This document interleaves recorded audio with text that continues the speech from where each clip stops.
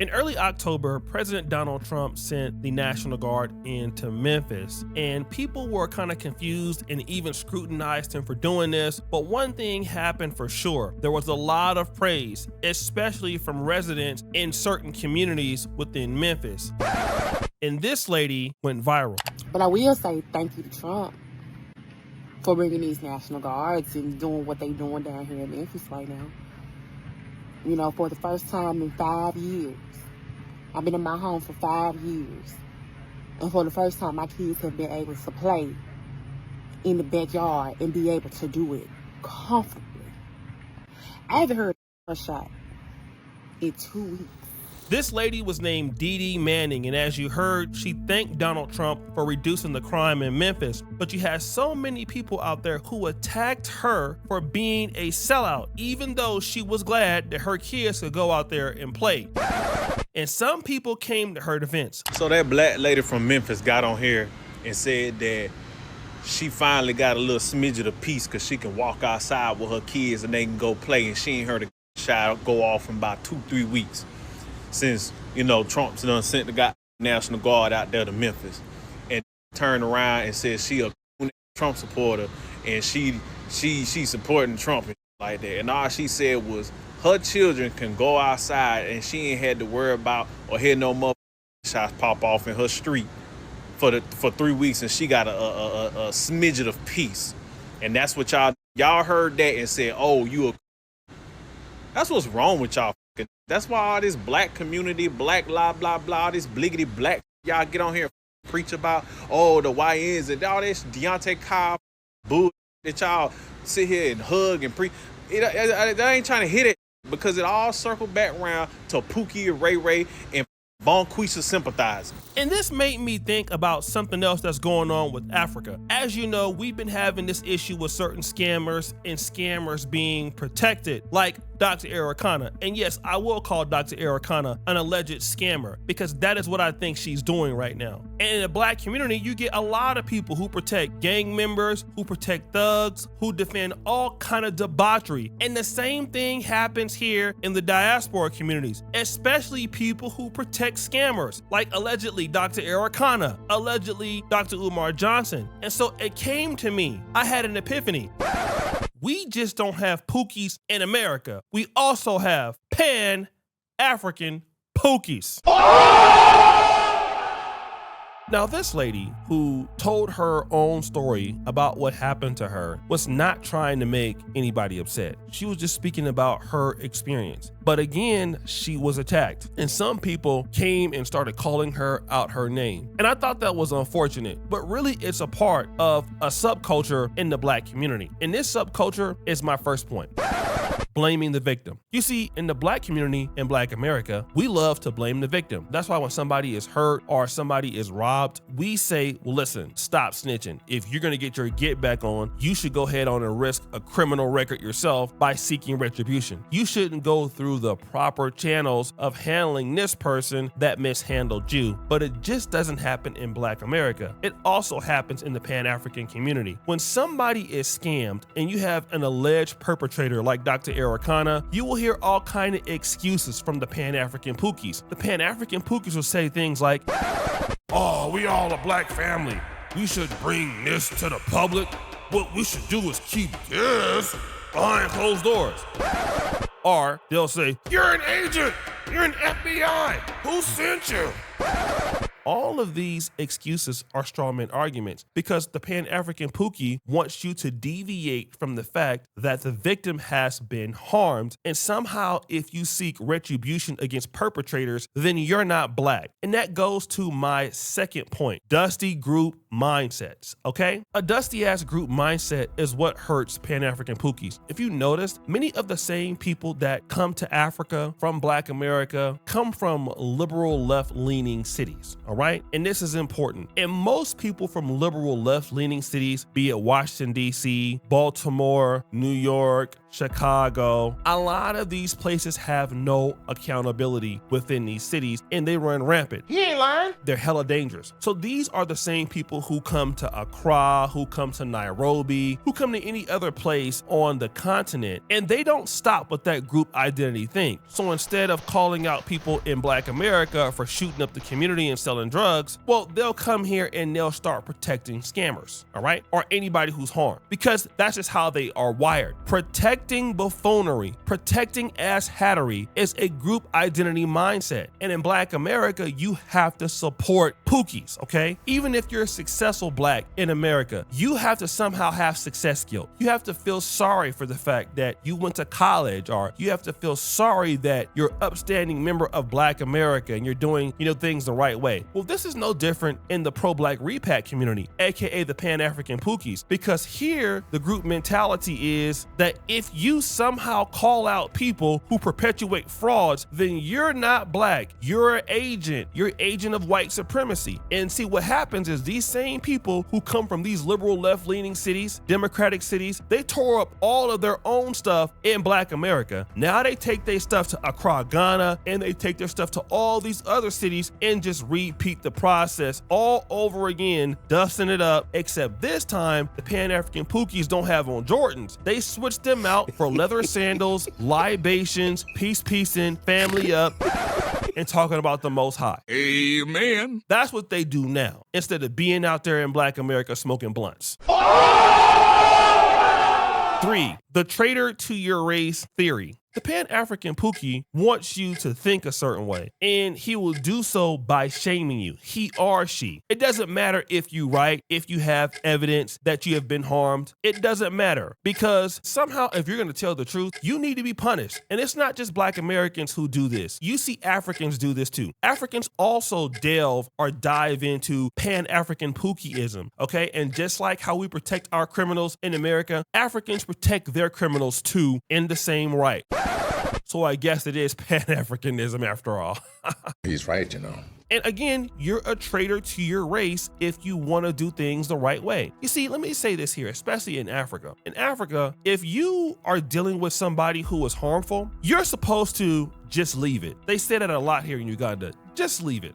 Okay? But somehow, if you go through the proper channels of communication, let's say, for example, you go to an international whistleblower, you go and make a video about it on YouTube, you expose that person loses their job, or in Africa, they call it getting sacked, then now you're a traitor to your race. You're against Pan-Africanism. You're hurting another brother. Why would you do that? Now you're playing dirty. And the traitor to your race theory is flawed because it simply doesn't hold the perpetrator at fault at all. Because the perpetrator is supposed to run free, doing everything they want, running around Africa with sandals on, stealing phones, stealing money, selling fake land deals. But by any means that you go around and you punish that person, you expose that person it has to be punished. Somehow you're a traitor to your race because you're not supposed to do that.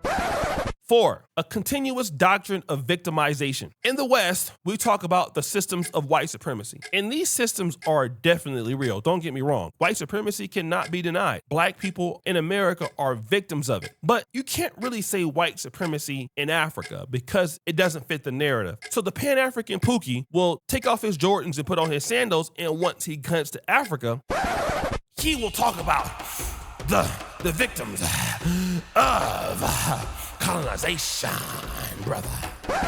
Yeah, because now we're talking about colonization, but both of those things are doctrines of victimization. So when anything doesn't go right, anything doesn't happen right, then you can easily blame colonialism. You can easily blame the West. You can blame the white man, when in fact, sometimes the white man is not at fault. For example, I've mentioned this in Black America. Every parent teaches their kid in Black America right from wrong. I grew up in Watts, I grew up in Compton, in Sacramento, and I grew up in a church family, a Baptist family, community and we were taught, thou shalt not steal, thou shalt not kill, thou shalt not bear false witness against thy neighbor, okay? The same thing that is taught here in Africa. People are either Muslim or Christian, and African children are taught the same things that we are taught in Black America, okay? And you are always taught from your parents that despite your circumstances, you can achieve. Now again, white supremacy does make it difficult for you to achieve certain things coming from underprivileged areas, but you don't have to be a victim and start doing things that don't make sense, like lying, like cheating, like stealing. Those things are punished heavily by the community. And we know that it's punished because in Africa, there is mob justice, which means that just because you're poor, just because you don't have anything, it doesn't give you the right to steal. And Africans believe it themselves, that you can overcome lying and stealing because they punish it by mob justice, which means a big ass whooping, okay?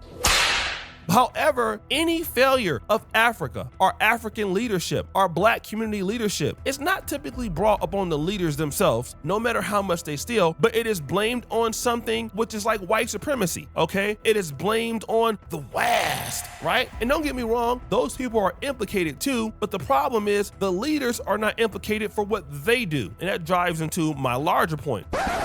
No accountability. Pan-African Pookies do not like accountability. They didn't like accountability in Washington, D.C. They didn't like accountability in Philadelphia. They didn't like accountability in Baltimore, Maryland. They didn't like accountability in Chicago. They didn't like accountability nowhere in Black America. So coming back to Africa is actually good for them because they can really not have accountability. Because in most countries in Africa, there are not a whole bunch of structures that keep you safe or basically enforce the law. That's why you can T3 and flee it up and come from Nashville and come to Tanzania and be in a damn forest out there with a damn road mic out here overcharging people for cash apps and consultations and talking about, I'm gonna build you a mud house in the village.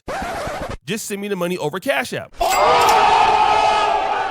Just lying, just cheating, just scamming it up. Because why? Accountability can't be forced. This is why people come to Africa. When they run their little dusty ass land scams and everything else, they can just say, well, you hating on me. You hating on my business and what I'm trying to build. How you building something on Cash App? You sound stupid. Any of you dudes out here building a business in Africa and it requires somebody to send you money over Cash App, you don't have a business. What you have is a pro-Black scam, but you don't want to be accountable for your dusty ass behavior. I don't care how many sandals you wear in the rainforest. I don't care how many pieces and families and the most high ups you guys do. It's a scam. If you come into Africa and you're either consulting people, selling dusty ass courses, or receiving money on Cash App from the Diaspora, you don't have a real business in Africa. What you have is a damn scam. And so you're doing it because can't nobody enforce accountability on you, or can't put their hands on you, or can't take you to an American court. And that's why you thrive in dustyism and weave and sandalism all the way in Africa. 6, promoting dysfunctional culture ideologies. See, most people have dysfunctional culture theories in the Pan-African community. For example, those people who support Dr. Ericana. Now, these people know Dr. Ericana has a history of allegedly stealing and scamming, all right? And the people in this particular context are so silly, they forgot that the people who are blaming the ADDI are Dr. Ericana supporters are now former Dr. Ericana supporters themselves. But they feel like you can build something up by standing next to liars. But look at some of these other countries and how they developed.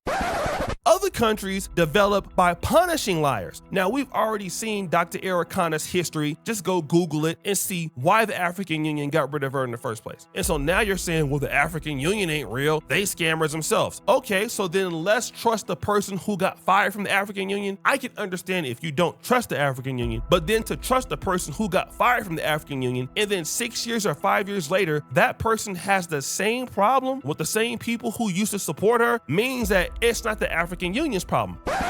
It's a Dr. Ericana problem. But if you look at any other community that is developing around the world, even in Africa, those communities are built on transparency. Those rules are built on clarity and on fairness. Pan-African Pookies don't create systems of clarity, of transparency, and fairness. Pookie Pan-Africanists, whether they Black Americans are in the diaspora or in Africa, they thrive on systems of dustiness, fogginess, unclear, passive-aggressive, blaming somebody else. else. That's why when Dr. Ericana called me out and Go Back to Africa out, and she was dropping so-called receipts, she didn't drop any receipts. And that's what Pan-African Pookies do. They thrive on systems in which they can't be exposed. But the only way to make Pan-African Pookies play fair is to expose them. I forced Dr. Ericana into a public battle by having to respond to me simply because I kept making videos about her and making her tell on herself. That means that Dr. Ericana will think twice before trying to do a ADDI, alleged Pan-African scam again. This is the only way to defeat gatekeepers in Africa. It's the only way to beat them. Otherwise, you cannot. If we look at any other places that are developing around the world, let's look at the UAE, and let's look at certain places in Europe, even places in Africa, Rwanda. I'm not saying these people are not perfect, but they thrive on systems of transparency. But Pan-Africanists never support anybody who is transparent. Look at Dr. Umar Johnson. He still is getting booked till this day, all on the Breakfast Club. A Dr. Ericana will still be getting booked to this day because Pan-African Pookies don't want transparency, because when you deal with them, they don't want transparency. So they can't call out transparency because they themselves thrive in systems of debauchery and fogginess. So they can't call out what they themselves want to benefit from. He's right, you know. You see, it's just not liberal policies and self-defeated mentalities that destroys Black America in America. This same mentality destroys Africa in Africa. And the people from the diaspora that support this foolishness bring it over here to the continent, where there's already a situation where people defend criminals and defend scammers. I mean, it's just like it is in the Black American community. And the reality is you get an underdeveloped Black America, and then you have those same people with those mentalities coming over to Africa, underdeveloping Africa, when Africa is already underdeveloped. There is no accountability in growth with Pan-African Pookie mentality. It doesn't work. Now, I will not say that everybody in the Pan-African community has this Pan-African Pookieism or Pookieology. It's simply not true, but it is a growing thing, okay? You do have Pan-African Pookies, and typically they're the loudest. They run the biggest scams. They may have doctor in front of their name, like Dr. Umar Johnson or Dr. Ericana, but it does not disqualify them from being a Pan-African Pookie. In defending fuckery, defending bull, defending all of these things hurts Africa. It hurts Black people, especially in Black America, and then it hurts Africa. You cannot be a developing continent supporting buffoonery, especially supporting stupidity. It does not work. Pan-African Pookieism must stop. It must die an instantaneous death, or else face the consequences, generational consequences for this continent in the Black world. But guys, it's your boy Yosha Duke Jackson here on Kenganda. I'm out.